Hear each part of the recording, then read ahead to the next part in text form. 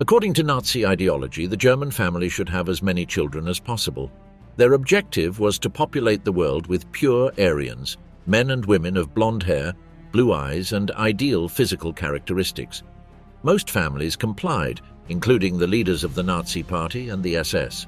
What happened to these children after Germany lost the war? How did their family reputation affect them during adulthood? Some sons and daughters of Nazi officers were ashamed of their parents. They either changed their names and identities or became advocates of the anti-Nazi cause. Others, on the contrary, were proud of their heritage. They became leaders of neo-Nazi groups and parties. Still, some others suffered the consequences for their fathers' actions. All of them, without exception, had to live their whole lives carrying the stigma of being the children of some of the worst criminals in the history of the world. A geração da juventude hitlerista, ser criança no Terceiro Reich. Quando o Exército Vermelho chegou a Berlim em abril de 1945, estavam preparados para uma última batalha de estilo guerrilheiro, rua por rua. Por ser a capital do poderoso Terceiro Reich, esperavam encontrar uma resistência feroz, talvez até divisões de elite de combatentes da SS. O que encontraram, no entanto, foi uma cidade em ruínas e deserta. Os soviéticos ficaram horrorizados ao ver contra quem teriam de lutar para controlar Berlim. As únicas forças armadas restantes eram unidades mal equipadas compostas por mulheres e crianças.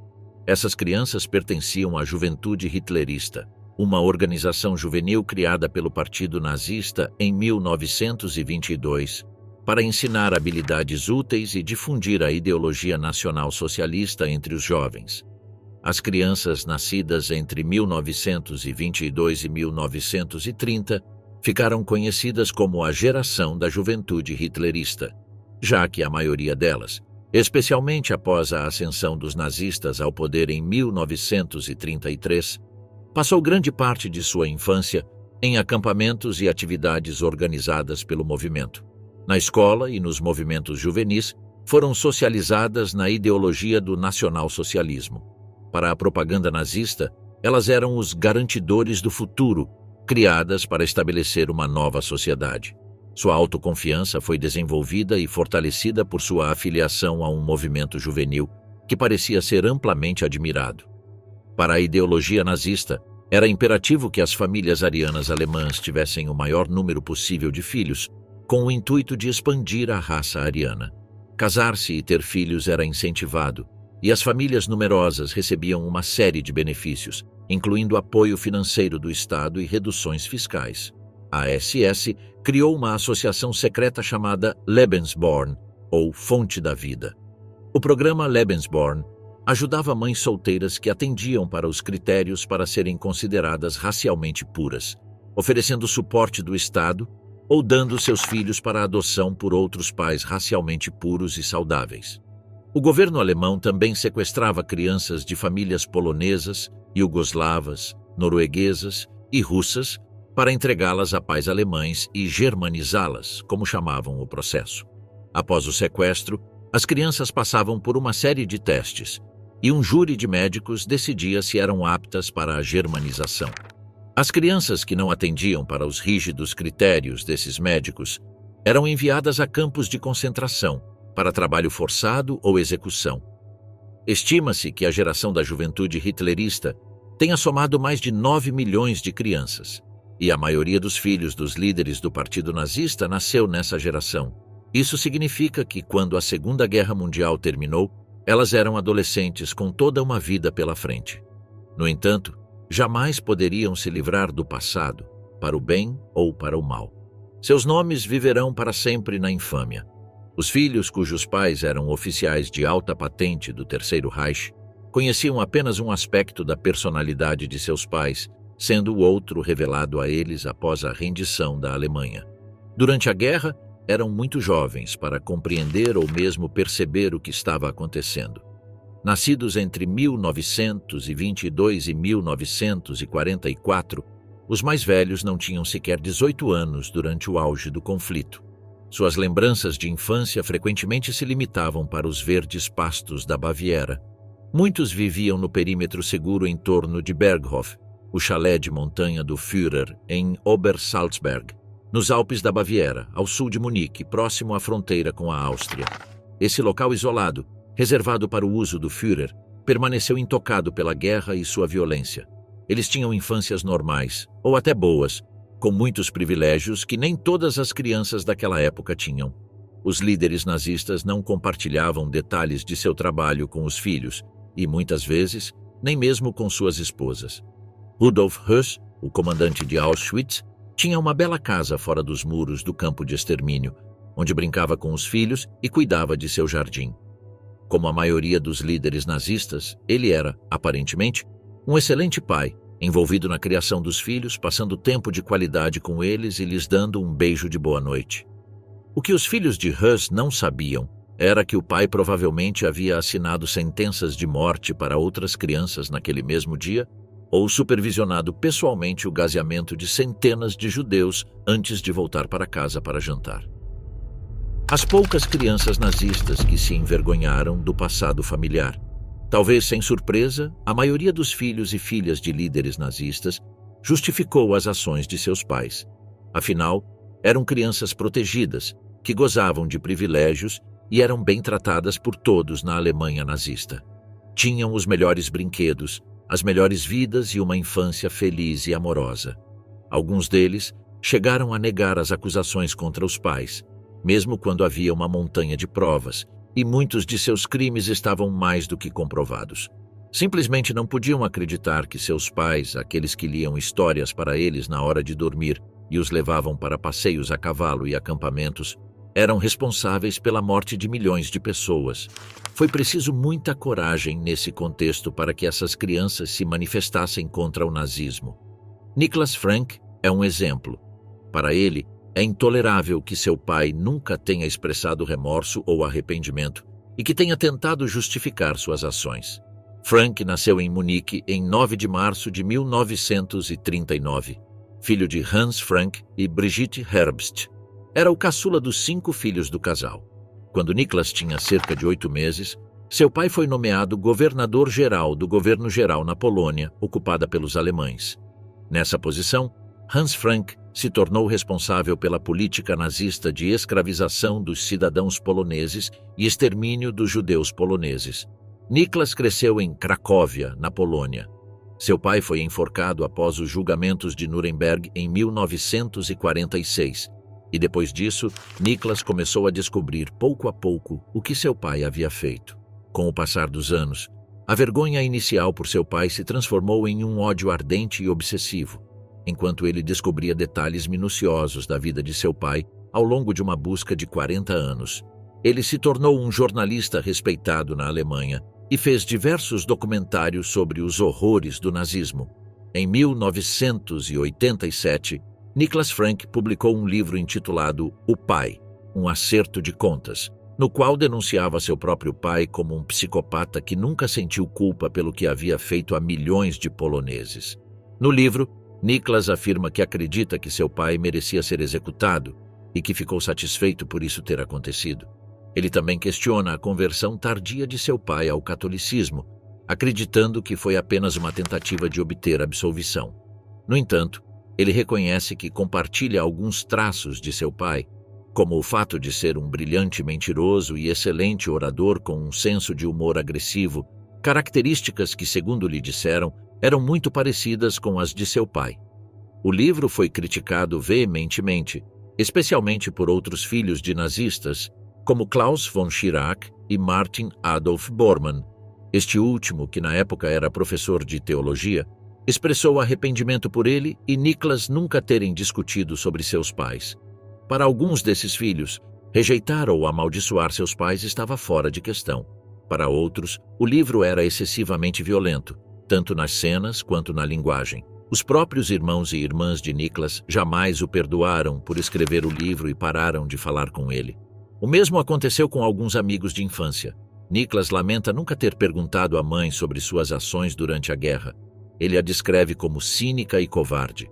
Ela era aparentemente muito apaixonada por casacos de pele e gostava de ser levada em um carro Mercedes-Benz, acompanhada por um guarda da SS. Niklas Frank explica que muitas vezes sua mãe era levada por seu motorista da SS ao mercado local, onde podia comprar espartilhos baratos feitos por judeus. Naquela época, os judeus poloneses estavam famintos, mas tinham de vender seus produtos muito baratos no mercado para sobreviver. A mãe de Frank aproveitou-se dessa situação, que foi, em grande parte, provocada por seu próprio marido. Alguns outros descendentes de figuras-chave do Terceiro Reich não conseguiriam decidir se seus pais estavam certos ou errados, tampouco fazer declarações sobre eles. Por exemplo, todos os 6 filhos de Joseph Goebbels, o ministro da propaganda do Reich, foram mortos pelos próprios pais no bunker do Führer. A esposa de Goebbels, Magda, teve um filho de seu primeiro casamento com Günther Quandt, que por sua vez teve uma filha que se converteu ao judaísmo para os 24 anos. Quandt, empresário e judeu alemão, foi enviado para campos de concentração. Ricardo Eichmann, da escavação arqueológica ao Tribunal Internacional. Adolf Eichmann, um dos principais organizadores do Holocausto, nasceu em Solingen em 1906. Já era um oficial sênior da SS quando a Segunda Guerra Mundial começou, e ele levava seu trabalho muito a sério. Sua principal função nos últimos anos da guerra era supervisionar toda a logística das deportações para os campos de extermínio e planejar o genocídio de todos os judeus europeus, conforme as diretrizes definidas na Conferência de Wannsee, em 1942. Embora raramente visitasse os campos, Eichmann planejou cuidadosamente as mortes de milhões de pessoas do conforto de sua mesa de escritório. Quando a Alemanha invadiu a Hungria em 19 de março de 1944, Eichmann mudou-se imediatamente para o país para poder supervisionar a solução final ali. No Natal daquele ano, fugiu de Budapeste antes de os soviéticos completarem o cerco à capital da Hungria. De volta a Berlim, tratou de queimar registros incriminadores de suas ações no Holocausto. Assim como muitos outros oficiais da SS que fugiram nos últimos meses da guerra, Eichmann e sua família viviam com relativa segurança na Áustria quando a guerra na Europa terminou, em 8 de maio de 1945. No entanto, ao final do conflito, Eichmann foi capturado por forças dos Estados Unidos e passou um tempo em vários campos para oficiais da SS, usando documentos falsos que o identificavam como Otto Eckmann. Ele escapou de um grupo de trabalho em Cham, na Alemanha, quando percebeu que sua verdadeira identidade fora descoberta. Além disso, naquela época, Rudolf Höss estava testemunhando nos julgamentos de Nuremberg, incriminando Eichmann como o arquiteto do Holocausto. Eichmann sabia que precisava ir para mais longe. Em 1948, obteve uma permissão de desembarque para a Argentina e uma identidade falsa com o nome Ricardo Clement, por meio da organização dirigida pelo bispo Alois Rudal. Seguiu então a rota dos monastérios até a Itália e de lá para a Argentina, onde viveu confortavelmente no subúrbio de Olivos, em Buenos Aires.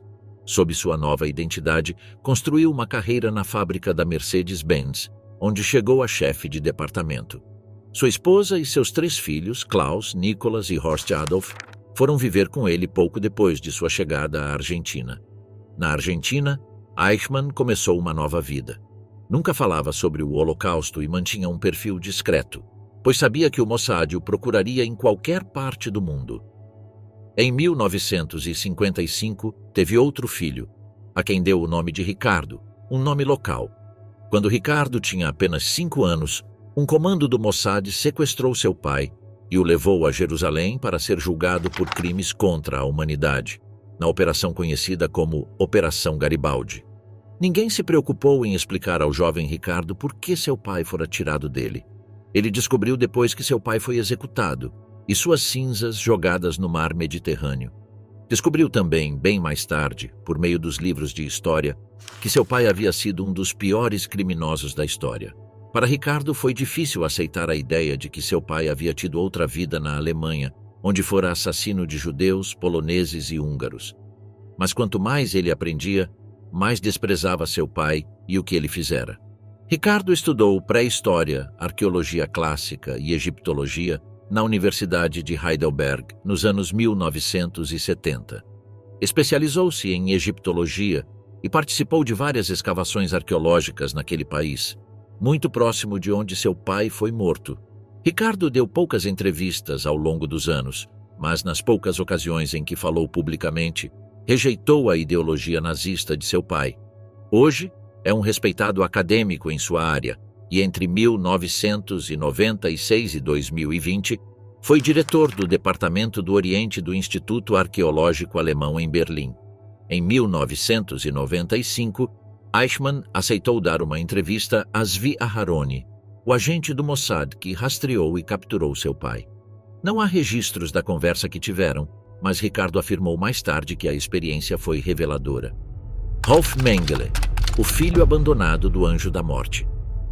Outro exemplo de líder nazista que fugiu para a América do Sul e tentou recomeçar a vida foi Josef Mengele, o Anjo da Morte.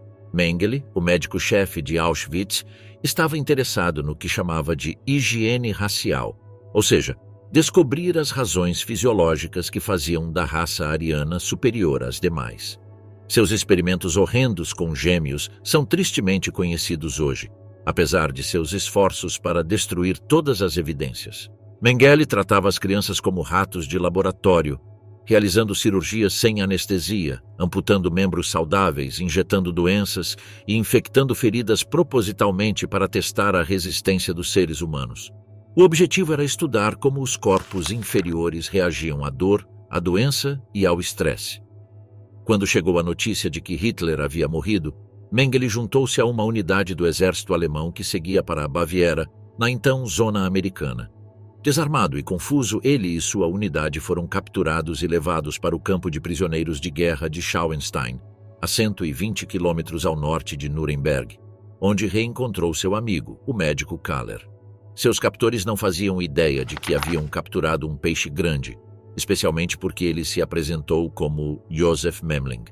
Além disso, quase todos os membros da SS tinham o grupo sanguíneo tatuado no braço, mas Mengele se recusara a ser tatuado. Por isso, ele e o doutor Kaller foram soltos, considerados médicos comuns. Em seguida, Mengele foi até Auschwitz para recuperar suas anotações de campo, que considerava importantes, e depois conseguiu atravessar a fronteira sul para a Itália, chegando a Gênova em 1949. Lá, obteve um passaporte da Cruz Vermelha com o nome Helmut Gregor, e em julho de 1949 viajou para a Argentina, onde se estabeleceu na cidade de Vicente Lopes, trabalhando inicialmente como carpinteiro e depois como vendedor de equipamentos agrícolas. Pensando que estava finalmente seguro, especialmente porque todos os nazistas condenados nos julgamentos de Nuremberg já estavam livres, viveu na Argentina sob seu próprio nome. Em 1958, Mengele foi interrogado, junto com outros médicos da mesma área, suspeito de praticar medicina sem licença, quando uma adolescente morreu após um aborto. No entanto, nenhuma acusação foi feita. Consciente de que a publicidade poderia levar à descoberta de seu passado nazista e atividades durante a guerra, Mengele fez uma longa viagem de negócios ao Paraguai e obteve cidadania paraguaia em 1959 com o nome de José Mengele. Antes de se mudar para o Brasil, obteve um passaporte emitido pelas autoridades argentinas, com o qual viajou para a Europa como turista. No entanto, ele tinha um objetivo importante nessa viagem. Encontraria seu filho, Rolf, na Suíça. Juntos fizeram uma viagem de esqui, mas Rolf nunca soube que o homem que conheceu era um criminoso de guerra. Na verdade, ele nem sabia que esse homem era seu verdadeiro pai, pois fora apresentado a Rolf como tio Fritz, e embora tivesse apreciado o tempo juntos, não suspeitou que estivesse viajando com seu pai biológico. Rolf só veria seu pai novamente 21 anos depois, em 1977. O advogado de Josef, Hans Sedlmayr, contatou Rolf na Alemanha e arranjou um encontro entre ele e seu primo Karl-Heinz, que morou vários anos com Josef na Argentina. Sedlmayr queria garantir que Rolf compreendesse que as pessoas da geração de seu pai, que viveram durante a guerra, podiam ter análises muito diferentes do Terceiro Reich em comparação com a nova geração de alemães, que conhecia o período apenas pelos livros de história. Ele também precisava enviar dinheiro a seu cliente, usando Rolf como intermediário. Os Sedlmayr sempre foram fervorosos apoiadores de Josef Mengele, Seguindo o conselho de seu pai, Rolf viajou ao Brasil usando o passaporte de um amigo, que conseguira furtar durante as férias juntos. Nada o impediria de ver seu pai novamente, embora o velho já não fosse seu herói de infância. Na verdade, Rolf tinha ideias comunistas e nada em comum com Joseph Mengele em termos políticos. Ainda assim, assumiu vários riscos para conhecer o homem que nunca se importou muito em conhecê-lo. Quando Rolf era criança, seu pai estava ocupado com seu trabalho mortal para os nazistas. Na adolescência de Rolf, seu pai estava em fuga dos aliados e de caçadores de nazistas. Aquela seria a última vez que Rolf veria seu pai com vida. Ninguém sabe ao certo como e quando ele morreu, mas acredita-se que Mengele foi enterrado em uma cova sem identificação, em algum lugar do sul do Brasil. Gudrun Himmler, uma princesa neonazista de rosto angelical. Heinrich Himmler foi um dos homens mais poderosos da Alemanha. Era temido por muitos, não apenas pelas pessoas enviadas para os campos de extermínio sob sua supervisão, mas também pelos próprios homens da SS, que o conheciam como um fanático por disciplina. Apesar disso, era um pai devoto e dedicado à família. Com sua primeira esposa, Margarete, teve apenas uma filha, uma bela garota loira chamada Gudrun. Posteriormente, teve outras duas filhas, Helgi e Nanette, com sua secretária e amante, Hedwig. Mas Gudrun era especial para Heinrich. Ela era famosa entre os conhecidos de seu pai, pois todos acreditavam que ela encarnava o ideal da raça alemã pura, com seus longos cabelos loiros trançados e traços delicados. Existem várias fotos de Gudrun com seu tio Adolf, com o pai e com outras figuras nazistas, onde ela aparece representando toda a pureza da infância. Ela é pálida como a neve, usa longas tranças elaboradas e sorri angelicamente. Como única filha de uma das famílias mais proeminentes do governo nazista, Gudrun teve uma infância luxuosa e feliz até o final da guerra. Gudrun e sua mãe tentaram cruzar a fronteira sul para o Tirol do Sul quando as tropas aliadas invadiram a região. No entanto, em 13 de maio de 1945, Margarete e Gudrun foram descobertas no Tirol e levadas sob custódia dos aliados.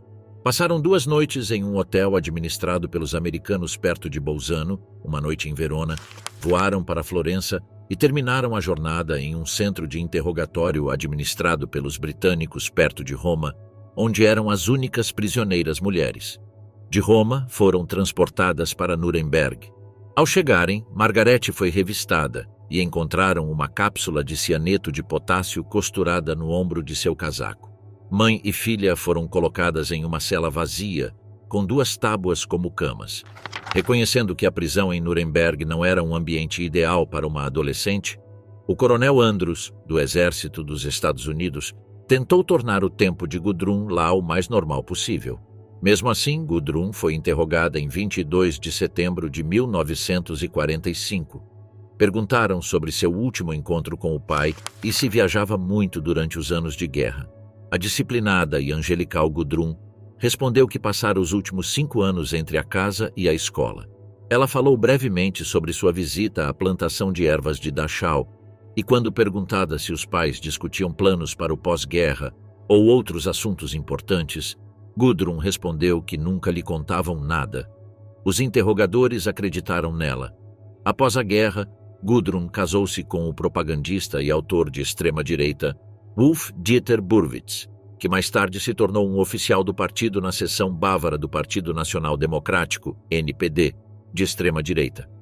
Agora convertida em uma verdadeira princesa nazista, Gudrun se tornou defensora de causas de extrema-direita. Ela encontrou reconhecimento entre os membros da Ajuda Silenciosa, uma organização que ajudava ex-membros da SS. Trabalhou incansavelmente em seu nome por mais de 40 anos, e os membros a tratavam com um grau de respeito e admiração que beirava a reverência. Ao mesmo tempo, Gudrun ajudou a fundar um grupo neonazista quase legal para sua própria geração, chamado Juventude Viking. Em 1958, Gudrun participou de um encontro de veteranos da SS e simpatizantes realizado na Áustria, próximo a um antigo sítio celta, nas profundezas das florestas da Boêmia. Gudrun foi a convidada de honra em um evento que se tornaria uma celebração anual dos feitos de seu pai. Entre 1961 e 1963, trabalhou sob um nome falso como secretária para o Serviço de Inteligência da Alemanha Ocidental, ou BND. Na época, a agência era liderada por Reinhard Gehlen, um general recrutado pelos americanos que contratou, entre outros, ex-nazistas para trabalhar no BND, devido às suas conexões e experiência com a Europa Oriental e atividades anticomunistas. Gudrun morreu em 2018, agarrada à crença de que Heinrich Himmler não fizera nada de errado e era, na verdade, um herói nacional. Albert Speer Jr., seguindo os passos da família. Adolf Hitler era um homem de grandes sonhos. Um deles era construir cidades para o futuro com uma arquitetura baseada nos princípios nacional-socialistas. Para concretizar suas visões, ele contratou o arquiteto Albert Speer, cujas habilidades extraordinárias o tornaram digno de estar no círculo íntimo do Führer. Como arquiteto oficial do Terceiro Reich, Speer projetou o belo estádio Zeppelinfeld para 340 mil pessoas, o estádio olímpico para os Jogos Olímpicos de 1936 e o pavilhão alemão para a Exposição Internacional de Paris de 1937. Ele também planejou um estádio monstruoso para quase 500 mil de pessoas em Nuremberg, mas esse plano nunca foi concretizado. Além disso, Speer construiu campos de prisioneiros de guerra em todo o Terceiro Reich. No entanto, ele não se contentou apenas com a construção de edifícios, e Hitler nomeou Speer ministro de Armamentos e Munições em 1942, após o antigo ministro morrer em um acidente aéreo. Foi nesse período que ele cometeu todos os crimes de guerra que o levariam à prisão em Nuremberg, em 1946.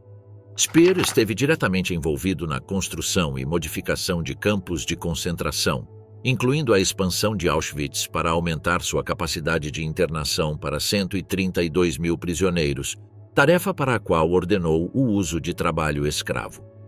Após ser libertado da prisão, declarou que fora preso injustamente, pois não participara do Holocausto. Tentou se passar pelo nazista bom, fiel às ideias de progresso e bem-estar, mas que não tinha conhecimento dos crimes cometidos.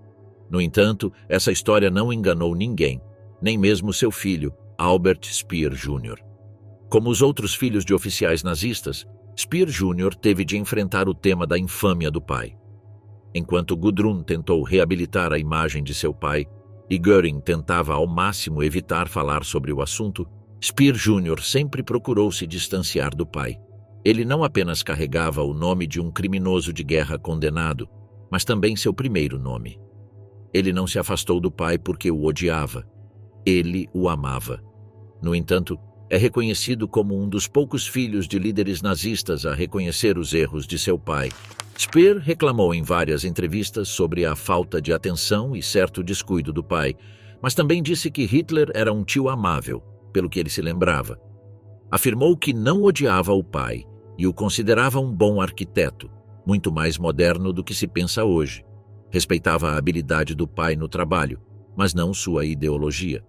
Essa estratégia permitiu que ele fosse valorizado por si mesmo, e não como o filho de Albert Speer. Na verdade, Albert Speer Jr. conquistou uma boa reputação como arquiteto e urbanista. Sua escolha de carreira não foi feita para agradar ao pai, mas para seguir a tradição familiar, pois seu avô também era arquiteto. Speer morreu em 2017, mas um de seus últimos projetos se concretizou na Copa do Mundo de Futebol de 2022 no Catar. Ele não apenas planejou a construção de estádios, mas de cidades inteiras, em um projeto que parecia um sonho distante. Na verdade, ele planejava esse tipo de cidade havia décadas. Em 1992, publicou um livro sobre o tema, intitulado A Cidade Inteligente. Nele, apresentou sua visão de uma metrópole voltada para o futuro e centrada nas pessoas, cuja função principal seria fazer os habitantes felizes. Para Speer, uma cidade deveria parecer natural e espontânea. Sua dimensão humana nunca deve ser subestimada. As marcas de seu criador deveriam também ser invisíveis. Seus planos são apenas um quadro para outros desenvolverem. A realização cabe para os arquitetos, designers e construtores. Ele se interessava mais pela complexidade das cidades do que pela estética dos edifícios individuais.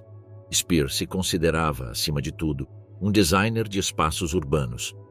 Seu pensamento sobre planejamento urbano é notavelmente semelhante ao de seu pai, com a diferença de que, para construir a cidade ideal, ele não exige o uso de trabalho forçado por prisioneiros judeus.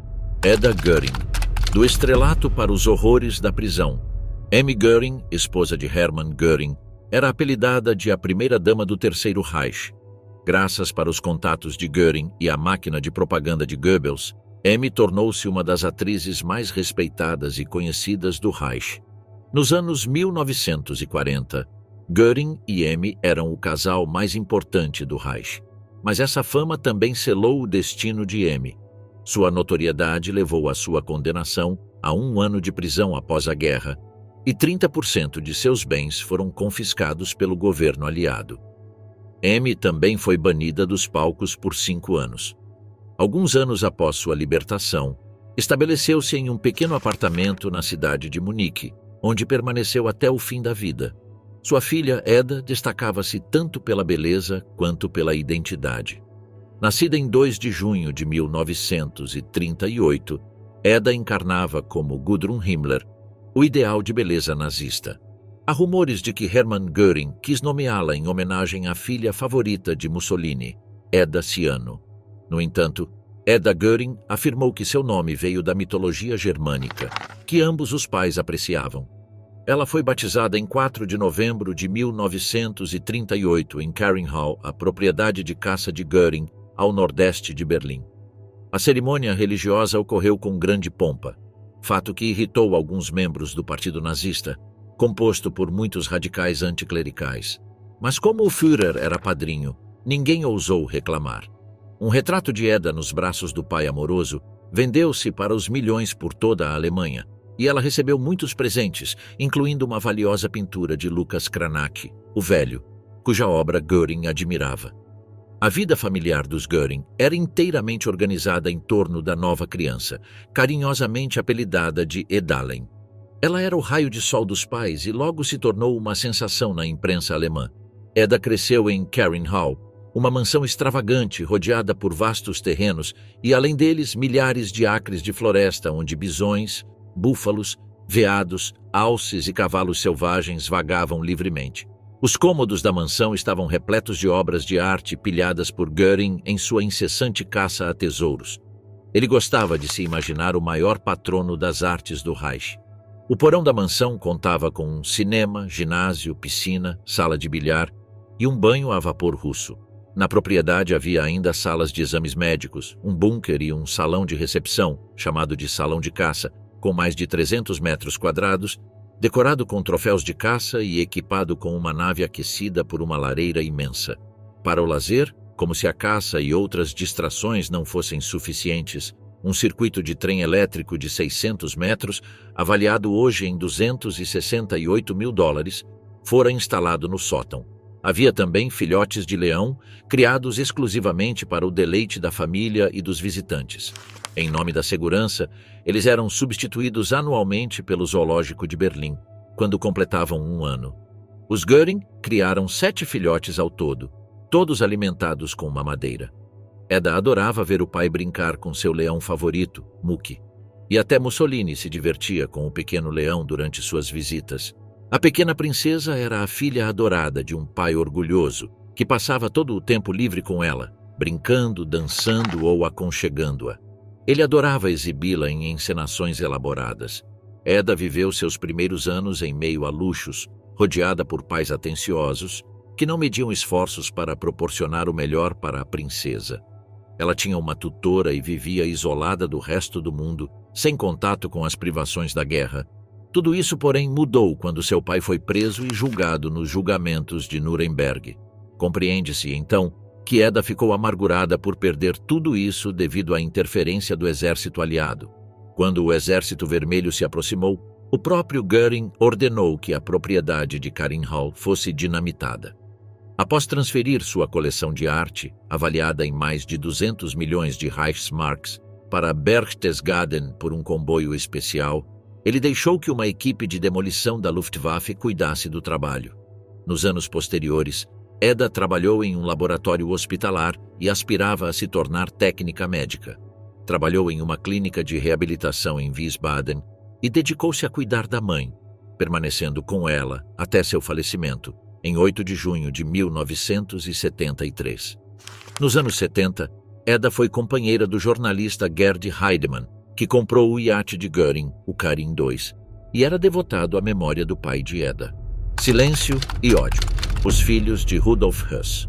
Por fim, há filhos de nazistas que optaram por permanecer em silêncio, nunca falando sobre o que seus pais fizeram, seja por vergonha, seja para evitar possíveis retaliações. Brigitte Höss sabia que seu pai, Rudolf Höss, comandante de Auschwitz, era culpado. Seus crimes a afetaram tanto que, após a guerra, ela deixou a Alemanha e foi viver no anonimato nos Estados Unidos, fazendo um voto de nunca compartilhar sua história com ninguém. Há relatos de que ela dormia com uma foto do pai sobre a cama, sem querer esquecer que ele fora muito gentil com ela e a família. A maioria dos pais nazistas era gentil e amorosa com seus filhos, como parte da ideologia. Mas isso não significava que fossem boas pessoas, apenas que eram psicopatas incapazes de sentir remorso ou empatia pelos prisioneiros dos campos. Desde o primeiro ano de vida, Brigitte morava perto dos campos de concentração. Antes de a família se mudar para Auschwitz, haviam vivido em Dachau, perto de Munique, e antes disso em Sachsenhausen, a 24 quilômetros ao norte de Berlim. Ela sabia que o pai era responsável pelos prisioneiros. Ele foi promovido, graças à sua conduta exemplar, ao posto de comandante de Auschwitz, na Polônia. A família ficou feliz com essa promoção, que trouxe uma grande melhora em suas vidas, incluindo vários empregados. Quando a Alemanha caiu nas mãos dos aliados, Höss conseguiu fugir por um tempo. A família fugiu para o norte de carro, viajando à noite com os faróis apagados, seguindo os Himmler e acompanhados pela esposa e filhos de Theodor Eick.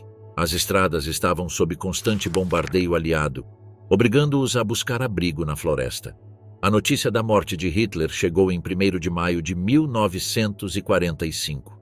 Como muitos membros do Partido Nazista e seus simpatizantes, Höss planejara suicidar-se com a família e havia obtido doses fatais de veneno para o caso de captura pelos russos. Ele não via futuro para eles na Alemanha. Explicou sua decisão à esposa, Hedwig, mas não a cumpriu por causa das crianças. Mais tarde, Höss lamentaria por não terem escolhido a morte, o que pouparia a família de muitas dificuldades e a ele de sobreviver ao mundo que trabalhou tanto para criar. Mas para Brigitte, foi uma bênção poder viver uma vida longa e satisfatória. Em 1950, Brigitte deixou a Alemanha e foi para a Espanha. Era uma bela loira e conseguiu facilmente trabalho como modelo para a Balenciaga. Ela também conheceu seu futuro marido, um irlandês-americano que trabalhava em Washington, D.C. Foi nessa época que as memórias de seu pai foram publicadas, uma confissão perturbadora que logo se tornou famosa, registrada nos anais da história.